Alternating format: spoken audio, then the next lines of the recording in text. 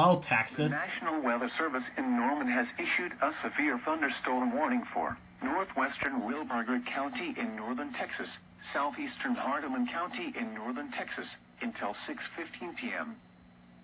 At 5:26 p.m., a severe thunderstorm was located near Medicine Mound, moving east at 5 miles per hour.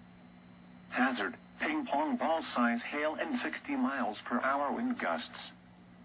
Source, radar indicated. Impact, people and animals outdoors will be injured. Expect hail damage to roofs, siding, windows, and vehicles. Expect wind damage to roofs, siding, and trees. Locations impacted include Chillicothe and Medicine Mound. For your protection, move to an interior room on the lowest floor of a building. Torrential rainfall is occurring with this storm and may lead to flash flooding. Do not drive your vehicle through flooded roadways.